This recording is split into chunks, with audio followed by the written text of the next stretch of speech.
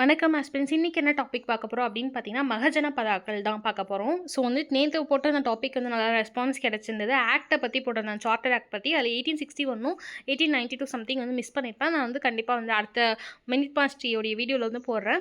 தென் கொஞ்சம் கோல்டு நேத்தே சொல்லியிருப்பேன் வீடியோல. இன்னைக்கு கொஞ்சம் ஜாஸ்தி ஆயிடுத்து. கொஞ்சம் மட்டும் அட்ஜஸ்ட் பண்ணிக்கோங்க. வாய்ஸ் கொஞ்சம் அப்படிதான் இருக்கும். ஒரு மாதிரி ரஃப் அண்ட் டஃப்பாக இருக்க மாதிரி இருக்கும் மேபி உங்களுக்கு வீடியோவில் கேட்கும்போது. ஸோ மகஜன பதாக்கள் அப்படின்ற வார்த்தை எந்த ஒரு லாங்குவேஜ்லேருந்து எடுத்தாங்க அப்படின்னு பார்த்தீங்கன்னா சமஸ்கிருதம் சான்ஸ்கிரிட்லேருந்து எடுக்கப்பட்ட லாங்குவேஜ் தான் மகஜன பதாக்கள்.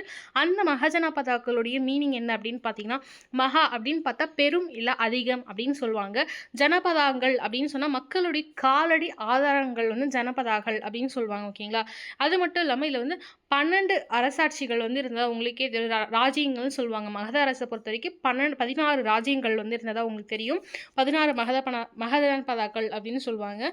தென் அது மட்டும் இல்லாமல் இதோட ஆண்டு என்ன பார்த்தீங்க அப்படின்னு பார்த்தீங்கன்னா, கிமு 600 நூற்றாண்டு கிமு 4 நூற்றாண்டு. அதாவது புத்தர் பௌத்த மதம் சமய மதம்லாம் வளர்ந்தது பார்த்தீங்களா, அந்த பீரியட் ஆஃப் டைமில் தான் 16 மகஜன பதாக்கள் இருந்ததாக சொல்லுவாங்க.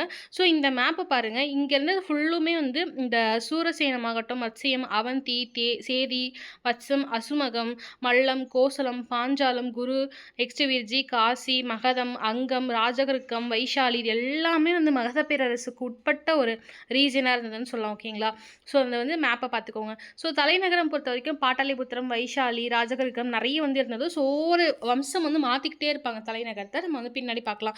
ஸோ இந்த ஆக்சுவலாக நான் மகஜன பதாக்கு நான் ஒரு நோட்ஸ் ரெடி பண்ணியிருந்தேன். பட் ஆனால் அந்த நோட்ஸ் எங்கே மிஸ் ஆச்சுன்னு தெரியல லேப்பில். ஸோ அதனால தான் விக்கிபீடியாக்கே போயிட்டோம். நம்ம இம்பார்ட்டன்ட் பாயிண்ட்ஸ் இருக்கும் பார்த்தீங்களா, ரிவிஷன் கீ பாயிண்ட்ஸ் நம்ம இப்போ பார்த்துட்டு இருக்கோம். நேற்று நீங்கள் சார்ட்டர் ஆக்டில் பார்த்துருப்பீங்க. ஓகேங்களா? Sorry aspirants. நெக்ஸ்ட்டு தலைநகரம் அப்படின்னு பார்த்தீங்கன்னா பல்வேறு தலைநகரங்கள் இருக்கும். பாட்டாளிபுத்திரம், வைஷாலி, ரஜகிருக்கம், கிருக்கம், அந்த மாதிரி பல்வேறு தலைநகரங்கள் கொண்டதை என்ன அப்படின்னு பார்த்தீங்கன்னா மகஜன பதாக்கள் அப்படின்னு சொல்லுவாங்க. பேசப்பட்ட மொழி இருக்கும் பார்த்தீங்களா. இப்போ சேர சோழ பாண்டியர்கள் அப்படின்னும் போது சேரர்கள் பொறுத்த வரைக்கும் மலையாளம் தமிழ் இரண்டுமே அந்த காலத்தில் இருந்திருக்கும். நம்ம சோழர்கள் பார்த்த வரைக்கும் பாண்டியர்கள் பார்த்த வரைக்கும் பல்லவர்கள் பார்த்த வரைக்கும் என்ன அப்படின்னு பார்த்தீங்கன்னா பௌத்தம சேர்ந்த சில பல்லவ மன்னர்கள் மட்டும் பௌத்த அரசு புத்த மதம் பாலி அப்படி பேசப்பட்டதாக இருக்கும். மற்றபடி பார்த்தீங்க அப்படின்னு பார்த்தீங்கன்னா பாண்டியர்களும் சோழர்களும் தஞ்சையிலும் மதுரையிலும் ஆட்சி செய்த 2 மன்னர்களுமே தமிழ் வழி பேசியிருப்பாங்க. அதே போல இப்போ மகாதாஸ் அப்படின்னு பார்த்தீங்கன்னா நார்த் வெஸ்டர்ன் ஃப்ரான்டைஸில் இருப்பாங்க, நார்த்தன் சைட். இது நீங்கள் கேட்கலாம், ஏன் இந்தியா அப்படின்னும் போது அதாவது மொத்த இந்தியாவுமே ஏன் ஒரு அரசாட்சியின் கீழ் இல்லாமல் தனித்தட்டு பிளவுபட்டு இத்தனை அரசாட்சி வந்தது? ஏன் அப்போ நார்த் வெஸ்டர்ன் போது அங்கே ஒருத்தர் இருந்திருக்கலாம்ல, ஏன் 16 பேர் ஆட்சி புரிஞ்சாங்க அப்படின்னு கேட்கலாம். மேபி இந்த கொஸ்டின் எனக்குலாம் ஆக்சுவலாக இந்த கொஸ்டின் மேபி சில்லித்தனமாக இருக்கும். பட் ஆனால் இந்த கொஸ்டினுக்கான ரீசன் என்ன அப்படின்னு பார்த்தீங்கன்னா முக்கியமான விஷயம் ஃப்ரான்டையர் லைன் சொல்லுவாங்க, எல்லை கோடுகள். அதை தாண்டி இன்னொரு விஷயம் என்ன அப்படின்னு பார்த்தீங்கன்னா இப்போது நார்த் இந்தியாவும் சவுத் இந்தியாவும் பிரிக்கும் பார்த்தீங்களா. ஸோ அந்த மாதிரி பிரிக்கப்படும் போது ஒன்று என்ன அப்படின்னு பார்த்தீங்கன்னா மொழிகளால் பிரிக்கப்படும். ஓகேவா? ஸோ மொழிகளால் பிரிக்கப்பட்ட போது நம்ம கன்வீனியண்ட்டாக நமக்கு தமிழ் பேச முடியும், தமிழ் மக்களோடு சேர்ந்திருப்போம். ஸோ அந்த சைடு என்னன்னா ஹிந்தி ஆகட்டும், மராத்தி ஆகட்டும், குஜராத்தி ஆகட்டும், பாலி, ஸோ அவங்களாம் ஒரு டைப் ஆஃப் பீரியட்லாம் அவங்க போயிருப்பாங்க. ஆக்சுவலாக இது ஒரு ரீசன். இன்னொன்று ரொம்ப முக்கியமான ரீசன் அப்படின்னு பார்த்தீங்கன்னா location and geographical physical feature of India அப்படின்னு தான் சொல்லணும் நம்ம. ஓகேங்களா? ஏன் அப்படின்னு பார்த்தீங்கன்னா ஜியாகிரபிக்கல் ஃபீச்சர் அப்படின்னு பார்த்தீங்கன்னா நம்ம விந்தியா சாத்புரா மலையெல்லாம் இருக்கும், அதுபடியாக பிரிக்கப்பட்டதாக சில வரலாறு இருக்கும். இமயமலைகள் திபெத்து இந்தியாவை பிரிக்கப்பட்டதாக சில அந்த மாதிரி ஜியாகிரபிக்கல் லைன் அப்படின்னு பொறுத்த வரைக்கும் ரொம்ப இம்பார்ட்டண்ட்டாக பிரிக்கப்பட்டிருப்பாங்க. ஸோ அதன் காரணமாக தான் மகதா அப்படின்றது ஒரு குன்று மலைகள்லாம் மேலே ஏறி ஆட்சி புரிந்ததாக ஒரு வரலாறு இருக்கும். ஸோ அதனால தான் அலெக்சாண்டர் இன்வேஷன் வரும்போது கூடமே மகதாஸ் அலெக்சாண்டர் இன்வேஷன் வருவார். போரஸ் இவரெலாம் போய் போட்டி போடுவாங்க. தாக்சிலா மன்னர் இருப்பார், டாக்ஸிலான்னு சொல்லுவாங்க. அந்த மன்னர் தானா சரண நினைஞ்சிருவார். ஸோ சைரஸ், டைரஸ், அதுக்கப்புறம் செராஸ் அப்படின்ற 3 பேர் வருவாங்க. அது மாதிரி அலெக்சாண்டர் இன்வேஷன் பார்ப்பாங்க. ஏன் அலெக்சாண்டருக்கே என்னாச்சு அப்படின்னு பார்த்தீங்கன்னா 10 வருட காலம் மகதா கூட போரிடுறதுக்கு டைம் எடுத்துச்சுன்னு சொல்லுவாங்க, மௌரிய டைம் பீரியட் ஆஃப்ல. ஏன் அப்படின்னு பார்த்தீங்க அப்படின்னா அந்த அதாவது அலெக்சாண்டர் இருந்தார் பார்த்தீங்களா, அவருடைய மற்ற படைத்தளபதியோ இல்லைனா படை அதாவது வீரர்களோ என்ன பண்ணாங்க அப்படின்னு பார்த்தீங்கன்னா ஏக்கம், ஒரு நாஸ்டாலஜி வந்துருச்சு. நம்ம 10 வருஷமாக போர் பண்ணிட்டு இருக்கோம், அங்கே அவங்க குடும்பங்களோ இல்லை அம்மா தங்கை இல்லை அண்ணா அந்த மாதிரி அவங்க குடும்பங்கள் இருக்கும் பார்த்தீங்களா, அதை விட்டுட்டு 10 வருஷம் இருந்தது ஒரு ஏக்கம் ஆயிடுச்சுன்னு பார்க்கவே இல்லை அவங்கள. ஸோ அப்படி இருக்கும் போது அலெக்சாண்டர் புரிஞ்சுக்கிறார் ஓகே அப்படின்னு சொல்லிட்டு ஒரு பெரிய 3 மகதாஸில் 3 சிட்டிஸ் பிடிப்பார். அந்த சிட்டிஸை அவருடைய படைத்தளபதி கீழே விட்டுட்டு அலெக்சாண்டர் என்ன பண்ணுவான்னு போயிடுவார். ஸோ அதனால நமக்கு ஜியாகிரபி ஃபீச்சர். அதே போல் காஷ்மீர் மட்டும் நிறைய அரசர்கள் பிடிக்கவே மாட்டாங்க. மாட்டாங்க. பிகாஸ் ஆஃப் ஏன் அப்படின்னு பார்த்தீங்கன்னா, டெல்லி சுல்தானிலையும் பார்த்துருப்பீங்க, காஷ்மீரை பிடிச்சிருக்க மாட்டாங்க. சமுத்திரகுப்தா பீரியடில் வந்துட்டு சில டைமில் வந்து காஷ்மீர் தாண்டி போய் பிடிக்க மாட்டாங்க. ஏன் அப்படின்னு பார்த்தீங்கன்னா, அந்த குளிர் பிரதேசமாக கருதப்பட்டதெல்லாம் அந்த குளிர் மற்ற நாடுகளுக்கு, அதாவது ஈரான் ஈராக்கை சேர்ந்த மக்களுக்கும் துருக்கியர்களுக்காகட்டும் இல்லை எந்த ஒரு முஸ்லாம் மன்னர்களுக்காகட்டும் அவங்களுக்கு வந்து அந்த குளிரை தாங்கிக்கூடிய ஒரு சக்தி இல்லாத காரணத்தினால வந்துட்டு அவங்க பிடிச்சிருக்க மாட்டாங்க அப்படின்னு சொல்லிட்டு காஷ்மீர் வரலாற்றுலாம் படிப்போம். அதே போல் வந்து ராஜதரங்கிணி எழுத புக்ஸ்லாம் நிறைய படிச்சிருப்பீங்க. ஓகேங்களா? ஸோ நெக்ஸ்ட் என்ன அப்படின்னு பார்த்தீங்கன்னா, பேசப்படும் மொழிகள் பாலி, பிரகிருதம், சமஸ்கிருதம் பேசுகிறாங்க. சமயம் பொறுத்த வரைக்கும் 6th 5th சென்ச்சுரியில் வந்து உங்களுக்கே தெரியும் புத்திசமும் மற்றும் புத்திசமும் அதுக்கப்புறமேட்டுக்கு ஜெயினிசம் வந்து ரொம்ப பாப்புலாரிட்டியாக இருந்தது 6ஆம் மற்றும் 5ஆம் நூற்றாண்டுகளில். ஸோ சமயம் அப்படின்னு பார்த்தீங்கன்னா வந்து பண்டைய காலத்தில் வந்து இந்து சமயம், சமணம், பௌத்தம் மற்றும் சைவிசமும் இருந்தது. நோட் பண்ணிக்கோங்க. அரசாங்கம் பொறுத்த வரைக்கும் மோனாட்சி, அதாவது அதாவது என்ன அப்படின்னு முடியாட்சின்னு சொல்லுவாங்க. ஓகேங்களா? வரலாற்று அதாவது ஹிஸ்டாரிக்கல் ஏஜ் அப்படின்னு பார்த்தீங்கன்னா அயன் ஏஜ் வந்து மகதாஸோடைய இது அயன் ஏஜ். இது கொஸ்டினாக கூட கேட்கலாம், நோட் பண்ணி வச்சுக்கோங்க. இப்போ நீங்கள் ஹிண்ட் எடுக்கிறீங்கன்னா நோட்டட் அப்படின்னு சொல்கிறத மட்டும் நோட் பண்ணிக்கோங்க. ஓகேங்களா? ஸோ இந்த பாயிண்ட் நோட்டட் பாயிண்ட் ஏன் அப்படின்னு கேட்குறீங்கன்னா, மகதாஸ் வந்து என்ன ஏஜ் ஆஃப் த பீரியடில் இருந்தாங்க? சாக்கோலித்திக் ஏஜா, இல்லைனா வந்துட்டு பேலிலித்திக்கா, இல்லைனா மெய்சோலித்திக்கா, மெகாலித்திக்கா, அயனேஜா, அந்த மாதிரி கேட்டால் அயனேஜை தான் வந்து மகதாஸ் வந்து இருந்தாங்க. ஓகேங்களா? ஸோ தொடக்கம் இப்போ அப்படின்னு பார்த்தீங்கன்னா கிமு 600கள். நல்லா நோட் பண்ணிக்கோங்க, நோட்டட் பாயிண்ட். கிபி கிடையாது, கிறிஸ்து பிறப்பதற்கு முன்பு. ஓகேங்களா? கிமு 600கள்லேருந்து முடிவு கிமு 345 வரைக்கும். ஓகேங்களா? ஸோ சாம்பல் வண்ண ஓவியம் தீட்டப்பட்ட மட்பாண்ட பண்பாடு வேதங்கள், ஜனபதாக்கள், குருதேசம். ஸோ பின்னை அப்படின்னு பார்த்தீங்கன்னா வந்துட்டு ஸோ ஸ்டார்டிங்கில் முன்னாடி, அதாவது மகதாஸ்க்கு முன்னாடி என்ன அப்படின்னு பார்த்தீங்கன்னா சாம்பல் நிறம் பூசப்பட்ட மட்பாண்டங்கள். இப்போ வந்து நம்ம வந்து சிந்து சமவெளி நாகரிகம் பொறுத்த வரைக்கும் என்ன அப்படின்னு பார்த்தீங்கன்னா வந்துட்டு சிந்து சமவெளி நாகரிக மக்கள் வந்து கருப்பில் வந்துட்டு, அதாவது பானை ஃபுல்லாக ரெட் கலர் ஓவியம் இருக்கும், அதாவது ரெட் கலர் பூசப்பட்டிருக்கும், கருப்பு நிற அந்த கரிகளில் வந்துட்டு நமக்கு வந்து இந்த டிராயிங்ஸ்லாம் பண்ணியிருப்பாங்க. இவங்க என்ன அப்படின்னு பார்த்தீங்கன்னா சாம்பல் நிற மட்பாண்டங்கள் முன்னாடி இருக்கும். ஸோ இது எக்ஸாம்பிள் என்ன அப்படின்னு பார்த்தீங்கன்னா குருஷேஸ்திர வாரோடைய தேர்லாம் கிடைக்கும் பார்த்தீங்கன்னா அந்த பீரியட் ஆஃப் டைமில் வந்து நம்ம குருசேஷம் அந்த இதெல்லாம் பார்த்தீங்கன்னா அந்த டைமில் வந்து நமக்கு வந்துட்டு இந்த சாம்பல் நிற மட்பாண்டங்கள் வந்து கிடைச்சதா வந்துட்டு குருசேஷத்தில் கிடைச்சதா வந்துட்டு ஒரு வரலாற்று பதிவு இருக்குது. ஓகேங்களா? ஸோ பின்னர் என்னென்னா நந்த வம்சம். ஸோ இதாங்க மகஜனபதாஸ் மேப் பாருங்கள், எவ்வளோ வந்துட்டு இந்த காசி, மல்லா, மகாதா, அங்கா, ரொம்ப ஃபஸ்ட்டு வந்து அங்கா தான் பிடிப்பாங்க. ஓகேங்களா? ஸோ பார்க்கலாம். ஸோ பாருங்கள், கிமு 600 முதல் 5ஆம் நூற்றாண்டு வரையிலான காலமானது ஆரம்ப கால இந்திய வரலாற்றின் ஒரு முக்கியமான திருப்பு முனையாக பெரும்பாலும் கருதப்படுகிறது. சிந்துவெளி நாகரிகத்தின் வீழ்ச்சிக்கு பிறகு இக்காலத்தின் போது இந்தியாவின் முதல் பெரும் நகரங்கள் தோன்றின. ஸோ இண்டஸ் வேலி சிவிலைசேஷன் வந்து நிறைய ரீசன் சொல்லுவாங்க. ஆரியர்கள் வருகையான அப்படின்னு சொல்லிட்டு நிறைய பேர் வந்து சொல்லுவாங்க ஆரியர்கள் வருகையினால் வந்துட்டு சிந்துவெளி நாகரிகம் வந்து அழிக்கப்பட்டது, அதுக்கப்புறம் ஃப்ளட்டு வந்துச்சு, ஃபெமைன் வந்துச்சு, அந்த மாதிரி நிறைய சொல்லுவாங்க. ஸோ வந்துட்டு ஏன்னா ஆற்றங்கரை ரீஜன்ஸில் தான் வந்துட்டு அவங்க இருக்கிறதுனால நிறைய வந்திருக்கும். அதனால் வந்துட்டு சிந்துவெளி நாகரிகம் அழிந்ததுக்கு பிறகு பல வருடங்களுக்கு பிறகு ஒரு பயங்கரமான ஒரு நல்ல ஒரு ஸ்ட்ராங்கான ஒரு அரசாட்சி எது அப்படின்னு பார்த்தீங்கன்னா மகத பேரரசு தான். ஸோ முதல் பெரும் நகரங்கள் தோன்றின அப்படின்னு சொல்கிறாங்க. சமண இயக்கியங்களும் பௌத்தம் மற்றும் சைனம் உள்ளிட்ட வளர்ச்சி காலமாகவே இது கருதப்பட்டது. வேத காலத்தில் சமய மரபு சார் கொள்கைகளுக்கு இவை சவால் விடுத்தன. ஸோ என்ன அப்படின்னு பாருங்கள், ஆக்சுவலாக வந்துட்டு வேத காலம் இருக்குது பார்த்தீங்களா, அந்த டைம் ஆஃப் பீரியடில் வந்து ஒரு பெரும் சவாலாகவே இருந்துச்சு அப்படின்னு சொல்கிறாங்க. ஓகேங்களா? மகஜனபதாக்கள் வந்து 2 பெரும்பாலும் கனசங்கங்களாக பிரிக்கப்பட்டது அப்படின்னு சொல்கிறாங்க. என்ன அப்படின்னு பார்த்தீங்கன்னா வந்து சிலவர் ஆட்சி குடியரசுகள் மற்றும் பிற முடியாட்சியார், அதாவது சிலவர் அப்படின்ற ஒரு ஆட்சியும் நெக்ஸ்ட் வந்து முடியாட்சியும் பிரிக்கிறாங்க அப்படின்னு சொல்கிறாங்க. ஓகேங்களா? ஸோ பழைக்கால பௌத்த நூல்களை வந்து வடமேற்கு பகுதி வந்து காந்தாரா முதல் இந்திய துணைக்கண்டத்தின் கிழக்கு பகுதியான அங்கம் வரையிலும் வந்துட்டு ஒரு வழி இருந்தது, அதுவும் செழித்திருந்தது. அதுதான் வந்து 16 வந்துட்டு மகஜனபதாக்களும் ராஜ்யங்களாக உருவாக்கப்பட்டது அப்படின்னு சொல்கிறாங்க. ஓகேங்களா? ஸோ ஆல்ரெடி நான் சொன்ன மாதிரி தான் நார்த் வெஸ்ட்டில் தான் வந்துருக்கும். ஸோ நார்த் வெஸ்ட்டில் காந்தாராம்லேருந்து அங்கம் வரைக்கும், அதாவது கிழக்கு வரைக்கும் வந்துட்டு உங்களுடைய மகஜனபதாக்கள் வந்து பிரிஞ்சிருந்தாங்க. நான் ஆல்ரெடி சொன்ன மாதிரி ஜாக்ரபிக்கல் வந்துட்டு லொக்கேஷன் படி விந்திய மலை வந்து பிரிச்சிருந்தது அப்படின்னு சொல்கிறாங்க, தெற்குக்கும் மேற்குக்கும். ஓகேங்களா? ஸோ தொல்லியல் ரீதியாக வடக்கின் மெருகூட்டப்பட்ட கருப்பு பண்பாட்டின் பாங்காக இக்காலம் தொடர்புடையது அப்படின்னு சொல்லலாம். ஓகேங்களா? ஸோ இங்கே பாருங்கள், இதான் இந்த மட்பாண்டம் சொல்கிறாங்க. வழக்கில் வந்து மெருகூட்டப்பட்ட, அதாவது ஷைனிங்காக இருக்கும் பார்த்தீங்களா, மெருகூட்டப்பட்ட. ஓகேங்களா? ஜனபதாக்கள் என்ற சொல்லுக்கு மக்களின் காலடி ஆதாரம் அப்படின்னு சொல்லுவாங்க. அது மட்டும் இல்லாமல் வந்து ஜனபதம் அப்படின்ற சொல்லுக்கு ஜனம் அப்படின்ற ஒரு சொல்லும் வந்து ஒரு பொருளாகும். இது வந்து ஒரு நிலையான வாழ்க்கை முறை வந்து மக்கள் வாழ்ந்தாங்க. போய் அந்த ஆத்தங்கரை ஓரத்தில் வாழத்தோ அந்த மாதிரி நாடோடிகள் வாழ்க்கை வாழத்தோ இல்லாமல் நிலையான குடும்ப வாழ்க்கையை வந்து வாழ்ந்தாங்க. எப்படி வந்து சிந்துவெளி மக்கள் வாழ்ந்தாங்க அந்த மாதிரி வாழ்ந்திருக்காங்க. அது மட்டும் இல்லாமல் நிலம் மீது குடியமர்த்த இந்த மாற்றமானது புத்தர் எந்த ஒரு இப்போ ஏதோ ஒரு ஆசிரியர் மூலயமா தெரிஞ்சிருக்கும் வரலாற்று ஒரு நூல் அப்படின்னு பார்த்தீங்கன்னா எந்த ஆசிரியர் மூலயமா தெரிஞ்சுக்கு அப்படின்னு பார்த்தீங்கன்னா புத்தர் மற்றும் பாணினியின் காலங்களுக்கு முன்னரே அதன் இறுதி கட்டத்தை அடைந்தது. ஸோ வந்து புத்தர் இருக்கார் பார்த்தீங்கன்னா அவங்களுடைய பீரியட்லேயும் பாணினின்னு சொல்லுவாங்க. பாணினி ஒரு ரைட்டர், ஓகே, ஒரு வரலாற்று ஆசிரியர். அவருடைய காலத்திற்கு முன்பே வந்து இது வந்துட்டு ஓரளவுக்கு அழிஞ்சிட்டு வந்துருச்சு அப்படின்னு சொல்கிறாங்க. நெக்ஸ்ட் என்னன்னு பாருங்க, பாணினி அஷ்டதாயி நூலானது ஜனபதம் என்பது பொருள் நாடு என்றும் ஜனபாதின் என்பதன் பொருள் குடிமக்கள் என்றும் குறிப்பிடுகிறது. Note this point.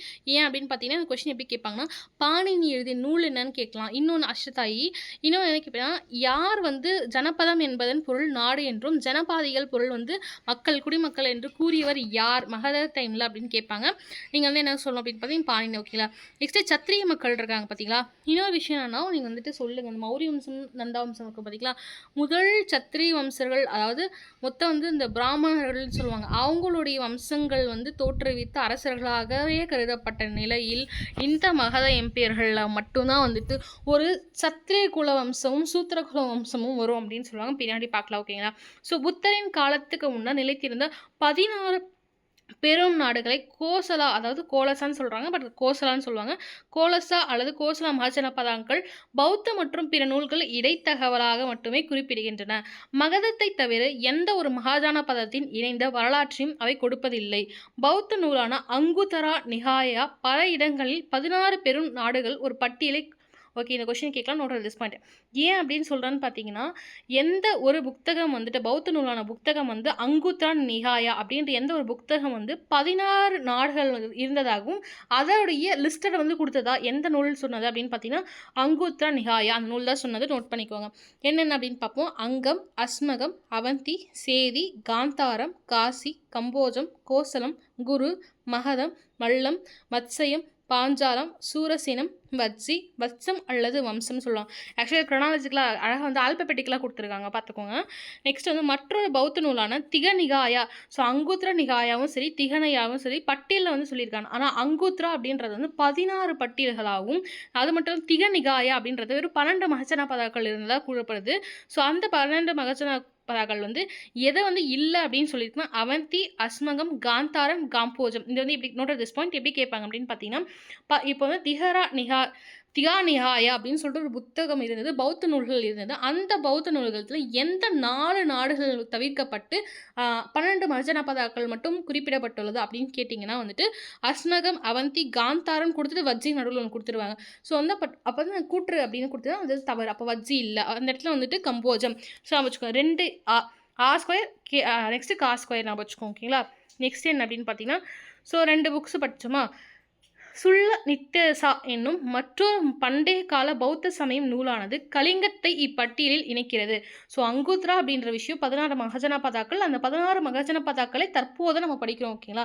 ஆனால் திகநிகாயா அப்படின்ற புத்தர் வந்து என்னென்ன அப்படின்னு பார்த்தீங்கன்னா அஸ்மகம், அவந்தி, காந்தாரம், காம்போஜம் இல்லை, ஆனால் 12 இருக்குது அப்படின்னு சொல்கிறாங்க. இன்னொரு பௌத்த நூலான மேக்ஸிமம் நீங்கள் பார்த்தீங்கன்னா மகத எம்பையர் பொறுத்த வரைக்கும் பௌத்த நூல்கள்லாம் நமக்கு வந்து ஒரு எடுத்துக்காட்டாக ஒரு சான்றாவோ ஒரு வரலாற்று சான்றாவோ நமக்கு வந்து ஒரு விளக்கம் அளிக்கும் மகஜனபதாக்கள் பொறுத்த வரைக்கும். ஆனால் வந்து இவங்க என்ன சொல்கிறாங்க அப்படின்னு பார்த்தீங்கன்னா சுள்ள நித்தேசா அப்படின்றது வந்து கலிங்கத்தையும் இந்த பட்டியலில் சேர்த்துக்கிறாங்க. கலிங்கத்தை சேர்த்து காந்தாரத்திற்கு பதிலாக யவனர்களை சேர்க்குறாங்க. ஸோ காந்தாரம் சொல்லுவாங்க, அது ஒரு கலை. ஆக்சுவலாக வந்து இப்போ இருக்கிற காந்தார கலைன்னு சொல்லுவாங்க. ஓகேங்களா. ஒரு வண்ணம், ஓகே, அந்த மாதிரி ஒரு கலை இருக்கும். அதே நிறைய கலைகள் இருந்தது. அந்த காந்தாரத்தை எடுத்துகிட்டு யவனர்களை சேர்க்குறாங்க. அதே போல் கலிங்கத்தை அந்த பட்டியலில் சேர்க்குறாங்க. எந்த நூல் அப்படின்னு பார்த்தா நோட் திஸ் பாயிண்ட். எந்த நூல் அப்படின்னு பார்த்தீங்கன்னா சுள்ள நித்தேசா அப்படின்ற ஒரு பௌத்த நூல். என்ன பார்த்துக்கோங்க. ஃபர்ஸ்ட் என்ன அப்படின்னு பார்க்கும்போது நமக்கு வந்து ஓகே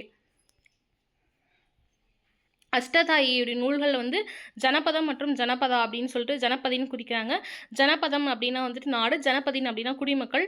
நெக்ஸ்ட் என்ன நூல் அப்படின்னு பார்த்தீங்கன்னா வந்துட்டு ஒரு புத்த நூல்களில் வந்துட்டு அந்த நூல்கள் புத்த நூல் பொறுத்த வரைக்கும் என்ன அப்படின்னு பார்த்தீங்கன்னா 16 மகஜனபதாக்கள் இருப்பதாக வந்து சொல்லியிருக்காங்க. நெக்ஸ்ட் அதே புத்த நூல் வேறு புத்த நூலில் வந்து திகநிகாயா அப்படின்ற நூலில் வந்து 12 மகஜனபதாக்கள் இருப்பதாக சொல்லியிருக்காங்க. இன்னொரு புத்த நூலில் வந்து அந்த காலத்து சமகால கான்டெம்பரரின்னு சொல்லுவாங்க, அந்த காலத்தில் இருக்க மகஜனபத காலத்தில் இருக்கக்கூடிய சமகாலத்தில் இருக்கக்கூடிய புத்த நூல் என்ன சொல்லியிருக்காங்க சுள்ள நித்தேசா அப்படின்ற நூல் வந்து அதாவது காந்தாரத்தை எடுத்து அந்த இடத்துல வந்து யவனர்களில் பிளேஸ் பண்ணுறாங்க. இன்னொன்று வந்து கலிங்கத்தையும் வந்து இதில் வந்து இடத்துல பிளேஸ் பண்ணுறாங்க. ஓகேங்களா. ஸோ காம்போஜம் மற்றும் யவனம் ஆகிய 2 மகஜனபதங்களை மட்டுமே பட்டியலில் இருக்கிறது. ஸோ இது 2 தான் இருக்குது அப்படின்னு சொல்கிறேன். நெக்ஸ்ட் என்ன அப்படின்னு பார்த்தீங்க, விக் வியக்கிய பிரன்சபதி அல்லது பகவதி சூத்திரம் என்ற ஜைன சூத்திரமானது ஒரு வேறுபட்ட 16 மகஜனபதாக்களை பட்டியலிருக்கு. ஸோ என்னடா இவங்க இப்படி வந்துட்டு வரலாற்றை பயங்கரமாக சொல்லியிருக்காங்க, நமக்கே கொஞ்சம் லைட்டாக வந்து டென்ஸ்டாக இருக்கலாம். பட் ஆனால் ஜாலி கதை மாதிரி படிச்சுக்கலாம். ஓகேங்களா. ஸோ இங்கே என்ன நடக்குது அப்படின்னு பார்த்தீங்கன்னா, ஆல்ரெடி 3 புத்த நூல்கள் பௌத்த நூல்களில் வந்துட்டு 16 இருக்குது, 12 இருக்குது. யவனர்களில் வந்துட்டு காந்தாரக்கு பதில் யவனர்களை சேர்த்தாங்க, நெக்ஸ்ட் காம்போஜியம் சேர்த்தாங்க அப்படின்னு சொல்கிறாங்க. ஆனால் இங்கே என்ன படுக்குன்னா நோட் பண்ணிக்கோங்க, இது வந்து பௌத்த நூல்கள் கிடையாது, சைன நூல்கள், ஜைனிசம் சொல்லுவாங்க. ஓகேங்களா. அந்த சைன நூல்கள் சேர்த்த பகவதி சூத்திரம்னு சொல்லுவாங்க, இல்லைனா வியாக்கிய பிரன்சபதி அப்படின்னு சொல்லுவாங்க. ஓகே, வியாக்கிய பிரசன்பதி அப்படின்ற நூல்கள் என்ன சொல்கிறாங்கன்னா வேறுபட்ட ஆகும். ஃபஸ்ட்டு பௌத்தர்கள் சொன்னாங்க பார்த்தீங்கன்னா அங்குத்ரால, அதுக்கு வேறுபட்ட சில நூல்கள், அதாவது மகஜனபதாக்கள் பட்டியலிடுறாங்க. அங்கம், வங்கா அல்ல பங்கா, மகதம், மலயம், மலவாகம், அச்சா, வச்சா, கொச்சா, பதா. பேர் பார்த்தீங்களா, அச்சா வச்சா கோச்சா பயங்கரமாக இருக்குல்ல. ஸோ அச்சா வச்சா கோச்சா பதா, இலதா அல்லது ராத் அல்லது இலதா அப்படின்னு சொல்கிறாங்க. பச்சி, அதாவது அங்கே வஜ்ஜின்னு படிச்சிருக்கோம் பௌத்தர்கள் பட்டியலில். சமணர்கள் அதாவது ஜெயினிசம் பட்டியல்கள் வந்து பச்சி அல்லது வஜ்ஜி. இவங்களுக்கு சூப்பராக இருக்குங்க. லாஸ்ட்டாக சாச்சா ஈஸின்னு முடியுது, கொஞ்சம் ஈஸியாக நான் வச்சுக்கலாம் பாருங்கள். மோலி அப்படின்னா மல்லா, நெக்ஸ்ட்டு காசி, கோசலம். இவங்க வந்து என்ன திரும்ப பண்ணுவாங்க, ஆக்சுவலாக வந்து வஜ்ஜியுடைய மறுபெயர் என்ன அப்படின்னு கேட்டால் பஜ்ஜி, இப்படி கூட கேட்பாங்க, நோட் பண்ணிக்கோங்க. மோலியுடைய மறுபெயர் என்ன, மல்லா. ஓகேங்களா.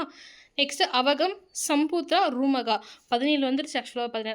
ஸோ பகவதி சூத்திரம் அல்லது வியாக்க பிரசன்பதி நூலை எழுதியவர் யார் அப்படின்னு பார்த்தா, மத்திய தேசம், தூரா, கிழக்கு மற்றும் தெற்கு நாடுகளை மட்டுமே குறித்து தனது கவனத்தை ஏற்படுத்தியுள்ளார். ஸோ யார் அப்படின்னு பார்த்தீங்கன்னா வந்துட்டு அந்த நூலை எழுதினவர் வந்து வெறும் கிழக்கு மற்றும் தெற்கு நாடுகளுடைய கவனத்தை ஈர்த்திருக்காரு. காம்போஜம் மற்றும் காந்தாரம் போன்ற உத்தரபாத நாடுகளை தவிர்த்துள்ளார். ஸோ காம்போஜம், காந்தாரம் ரெண்டுமே இதில் இல்லை. ஸோ இங்கே எப்படி நோட் பண்ணிக்கோங்க, சைன நூல்கள் பட்டியலிட்டது வந்து எந்த 2 நாடுகள் வந்து இல்லை அப்படின்னு கேட்டிங்கன்னா காம்போஜம், காந்தாரம். ஆனால் முன்னாடி பாருங்கள், திகநியாகமில் வந்து வெறும் காம்போஜம், திகநியாகம்க்கு அப்புறம் அந்த நூல்களில் வந்துட்டு நம்ம காம்போஜமும் அதாவது காந்தாரம் மட்டுமே பார்த்தோம். ஓகேங்களா. தேர்டாக வந்து ஒரு நூலில் பௌத்த நூலில் வந்து பார்த்துருப்போம். ஓகேங்களா. ஸோ திகநியாகம் பொறுத்த வரைக்கும் 12, அங்குத்ரா பொறுத்த வரைக்கும் என்ன அப்படின்னு பார்த்தீங்கன்னா 16 வரும். ஓகேங்களா. ஸோ முடிஞ்சா. ஸோ இங்கே என்ன அப்படின்னு பார்த்துக்கோங்க, அங்கம், முதல்ல அங்கம். ஓகேங்களா. அங்கம் குறிப்பது முதல் குறிப்பானது அதர்வன வேதத்தில் காணப்படுகிறது. ஸோ அங்கம் அப்படின்ற வார்த்தை எந்த ஒரு வேதத்தில் இருக்குது அப்படின்னு பார்த்தீங்கன்னா அதர்வன வேகம் ஓகேங்களா. ஸோ அதில் மகதம், காந்தாரம் மற்றும் முசவத்துடன் சேர்ந்து அது குறிப்பிடப்படுகிறது. ஸோ வந்து அங்கம் கீழே என்ன இருக்குது அப்படின்னு பார்த்தீங்கன்னா மகதம் இருக்குது, காந்தாரம் இருக்குது. சைன பிரசானப்பணமாவது அங்கத்தையும் வங்கத்தையும் ஆரிய மக்களின் முதல் குழுவில் தரப்படுத்துகிறது. பண்டைய கால இந்தியாவில் முதன்மை நகரங்களாக இவற்றை குறிப்பிடுகிறது. இது ஒரு பெரிய வணிக மையமாகவும் திகழ்ந்தது. இதன் வணிகர்கள் அடிக்கடி தொலை தூரத்திலிருந்து ஸ்வர்ண பூமிக்கும் கடற்பயணம் மேற்கொண்டனர். ஸோ என்ன பண்ணுறாங்க அப்படின்னு பார்த்தீங்கன்னா அங்கம், அது கீழே வந்து மகதமாகவும் காந்தாரமும் இருக்குது. முசவம் அப்படின்ற 3 நாடுகள் வந்து அங்கத்துக்கு கீழே வந்து இருக்குது, சேர்க்கப்பட்டிருக்கு, இணைக்கப்பட்டிருக்கு. அந்த அங்கத்தோடைய அரசர் யார் அப்படின்னு பார்த்தா பிம்பிசாரர்னு சொல்லுவாங்க. ஸோ அங்கத்துடைய ஃபவுண்டர் யார் அப்படின்னு பார்த்தாலும் பிம்பிசாரர் தான். அரசர் யாருன்னு பார்த்தாலும் பிம்பிசாரர் தான். பிம்பிசாரர் காலத்தின் போது மகதத்தால் அங்கமானது இணைத்து கொள்ளப்பட்டது. ஸோ இந்த கொஸ்டின் நோட் பண்ணிக்கோங்க. எப்படி கேட்பாங்க அப்படின்னா அங்கத்துடைய ஃபவுண்டர் யான்னு கேட்பாங்க. எந்த அரசரின் காலத்தில் மகதத்தில் அங்கம் இணைக்கப்பட்டது அப்படின்னு கேட்பாங்க. மகதசன் சொல்லுவாங்க பார்த்தீங்கன்னா 16 மகஜன பதாக்கள்ல, அதில் வந்து அங்கம் வந்து எந்த அரசர் காலத்தில் இணைக்கப்பட்டது, பிம்பிசாரர் அப்படின்னு சொல்லுவாங்க. ஓகேங்களா. இவர்கிட்ட ஒரே ஒரு படம் தான் இருக்குது. ஓகேங்களா. நெக்ஸ்ட் என்ன, அஸ்மகம் வந்து ஒரு பழங்குடியை வந்துட்டு நாடு அப்படின்னு சொல்லுவாங்க. அந்த நாடு வந்துட்டு என்ன தென்னிந்தியாவில் வந்துட்டு அமைஞ்சிருக்கலாம் அப்படின்னு சொல்கிறாங்க. ஆந்திர பிரதேசம், தெலுங்கானா, மகாராஷ்டிரா இந்த பகுதியில் வந்து இருக்கலாம் அப்படின்னு சொல்கிறாங்க. புத்தருடைய காலத்தில் வந்து பெரும்பாலும் அஸ்மகர்கள் அப்படின்றவங்க வந்து விந்திய மலைகளுக்கு தெற்கே கோதாவரி ஆற்று நதிக்கரையில் வந்து இருந்ததாக வந்து புத்தர்களுடைய காலத்தில் வந்து சொல்கிறாங்க. ஓகேங்களா. அஸ்மகர்களுடைய தலைநகரம் வந்து என்ன அப்படின்னு பார்த்தீங்கன்னா பொதாலி அப்படின்னு, போதனா இல்லை பொதாலி அப்படின்றத தலைநகரம். ஸோ வந்துட்டு இந்த தலைநகரமாக வச்சுக்கோங்க. அஸ்மகள் அப்படின்னு பார்த்தீங்கன்னா பொதாலி. ஓகேங்களா. ஸோ இது எப்படி நான் வச்சுக்கலாம் அப்படின்னு பார்த்தீங்கன்னா புத்தருடைய காலகட்டத்தில் என்ன சொல்லியிருக்காங்க, விந்தியமலை தாண்டி தெற்கே கோதாவரி, ரொம்ப பொதக்குழி இருக்குது. ஸோ பொத்துன்னு விழுந்துடுறாங்க, தாண்டி தான் வரணும். ஓகே, பொதக்குழி அஸ்மகர்கள். ஓகேங்களா. நெக்ஸ்ட் பௌத்தன்யா மற்றும் மகாபாரதத்தில் குறிப்பிட்டுள்ளது என்ன அப்படின்னு பார்த்தீங்கன்னா போதகி அல்லது போதாலி அப்படின்னு சொல்கிறத வந்து சொல்கிறாங்க. ஸோ நெக்ஸ்ட் என்ன, மகாராஷ்டிரத்தின் இதன் தலைநகரமானது பொதாலியில் அமைய பெற்றிருந்தது என கருதப்படுகிறது. ஸோ இப்போ இருக்க பார்த்தீங்கன்னா மகாராஷ்டிரா மும்பை அப்படின்னு சொல்லுவோம். அந்த மும்பை வந்துட்டு எங்கே இருந்தது அப்படின்னு பார்த்தீங்கன்னா அஸ்மகமுடைய பொதாலி அது கேபிட்டலில் தான் இந்த இதாக சொல்கிறாங்க ஓகேங்களா. நெக்ஸ்ட் வந்து என்ன அப்படின்னு பார்த்தீங்கன்னா இது போதும். நெக்ஸ்ட் அவந்தி. அவந்தி வந்து உங்களுக்கு நல்லா தெரிஞ்சுக்கும், ரொம்ப முக்கியமான கோர்ஸ்லாம் நல்லா இருக்கும். ஸோ ஓகே, அதான் அவந்தி. மேற்கு இந்தியாவில் முக்கியமான ராஜ்யமாக அவந்தி நாடாக இருந்தது. மகாவீரர் மற்றும் புத்தர் காலத்துக்கு பிந்தைய இந்தியாவில் 4 பெரிய முடியாட்சிகள் ஒன்றாகவும் இருந்தது. ஸோ 4 பெரிய முடியாட்சியில் ஒன்று அவந்தியாக இருந்தது. என்ன அப்படின்னு பார்த்தீங்கன்னா வத்ச நாடு, மகத நாடு, கோசலா நாடு, அவந்தி நாடு 4 இருந்தது. அதில் ஒன்று வந்து இம்பார்ட்டன் வந்து அவந்தி ஓகேங்களா. அவந்தி வடக்கே மற்றும் தெற்கில் நர்மதை ஆறானது பிரிந்தது. இந்த கொஸ்டின் எப்படி கேட்பாங்கன்னா அவந்திக்கு வந்து வடக்கு தெற்குல எந்த ஆறு இருக்கு அப்படின்னு பார்த்தீங்கன்னா நர்மதை ஆறு.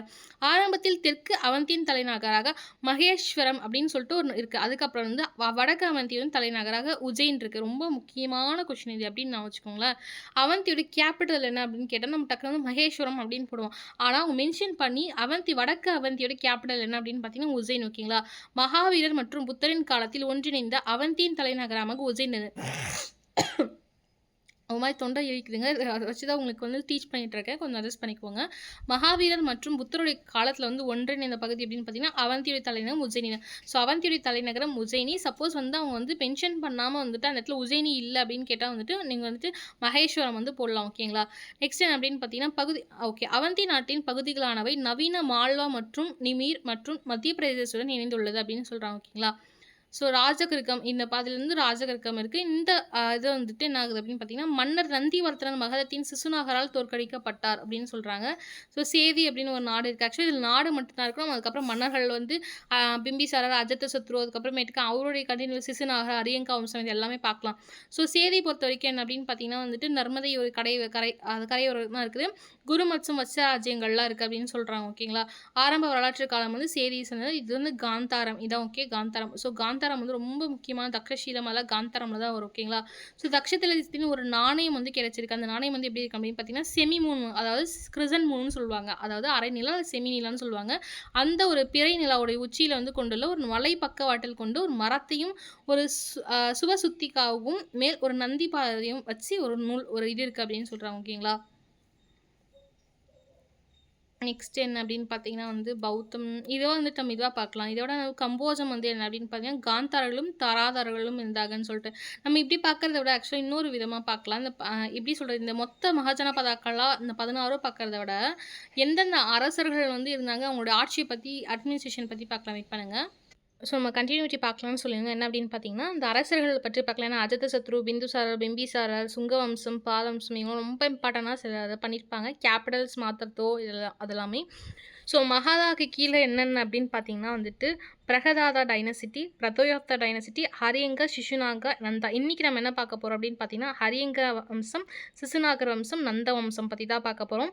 ஸோ ஹரியங்க எம்பையர் வந்து எந்த இயர் அப்படின்னு பார்த்தீங்கன்னா 544லேருந்து 413 வரைக்கும். சிசுநாகர் வம்சம் வந்து யார் ஸ்டார்ட் பண்ணால் சிசுநாகர். ஹரியங்க வம்சத்தை ஸ்டார்ட் பண்ண பிந்துசாரர் கிடையாது. பிம்பிசாரர் எம் ஓகேங்களா. எம்னா ஃபஸ்ட்டு வரும், என் அதுக்கப்புறம் வரும். ஸோ எம் ஹரியங்க வம்சம். அதோடைய கண்டினியூட்டியில் 413லேருந்து 345 வரைக்கும் வந்து சிசுநாகர் வம்சம். நந்த வம்சத்தை தோற்றியவர் மகாபத்ம நந்தர். இதில் என்ன பாருங்க, ஒரு இன்ட்ரெஸ்டிங்கான விஷயம் என்ன அப்படின்னு பார்த்தீங்கன்னா ஹரியங்க வம்சத்துடைய பிம்பிசாரர் இருக்கார் பார்த்தீங்கன்னா, அதுக்கு முன்னாடி ஸ்டார்ட் பண்ணுவார் இல்லையா. பிம்பிசாரருடைய பையன் அவர் கொண்டு அஜாதசத்ரு வருவார்.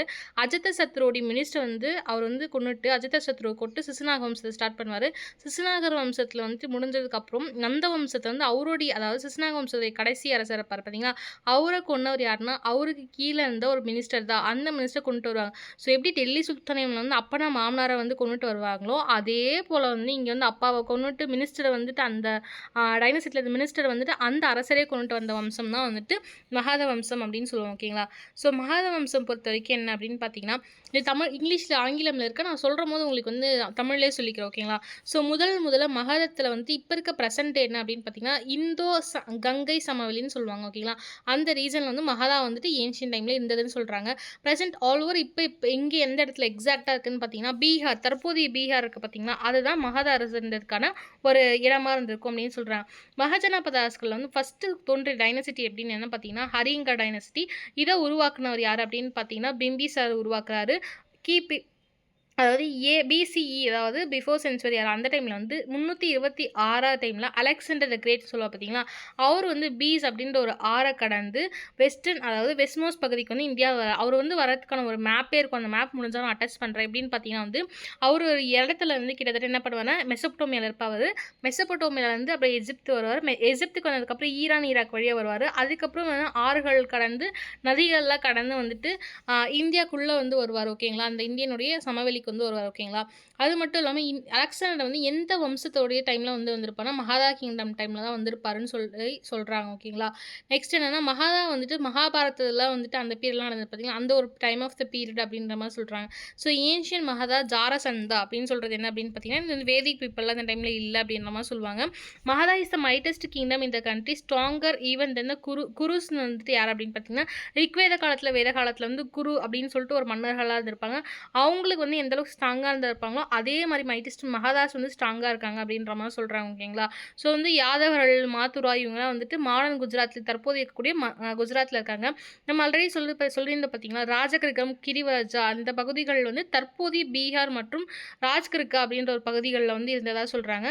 ஜரசந்தா அப்படின்றது ரொம்ப ஒரு மோஸ்ட் பவர்ஃபுல்லான ஒரு கிங்டம் அப்படின்னு சொல்கிறாங்க சவுத் வெஸ்ட் சைடில். ஓகேங்களா, அங்காஸ் வாங்கா இவங்களாம் வந்து ரொம்ப முக்கியமானது. இவங்க எங்கே இருக்காங்க அப்படின்னு பார்த்தீங்கன்னா அஸ்ஸாமில் இருக்காங்க. ஸோ மகாதாத்துடைய டைம் வந்து புத்தால் எப்படி இருந்தது அப்படின்னு பார்த்தீங்கன்னா Gautama Siddhartha became the Buddha. Magadha was a flourishing kingdom and it's speaking of Bimbisara. Bimbisara வந்து என்ன பண்ணுறாங்கன்னா கௌதம சித்தர் வந்து சமகாலத்தவர் அப்படின்னு சொல்லுவாங்க.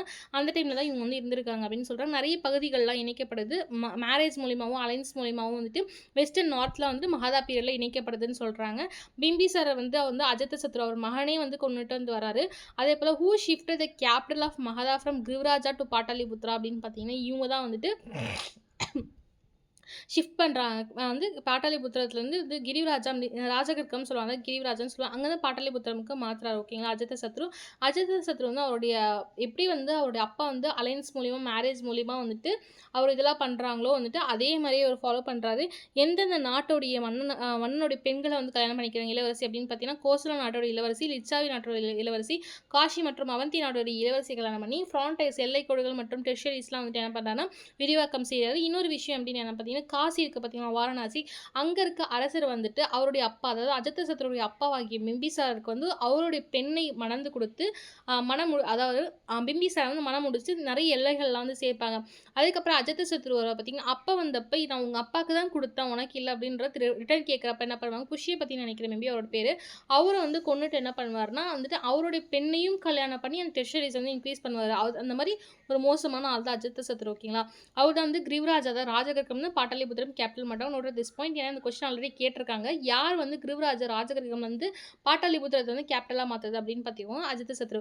ஸோ அஜித்த சத்ருவை கொண்டுட்டு அவருடைய அரசர் ஒருத்தர் இருப்பார், அதாவது மினிஸ்டர் ஒருத்தர் இருப்பார். அவர் வந்து பாவம் சும்மாடன்னு சொல்லுவாங்க, கர்மா இஸ் பூம்ராங்.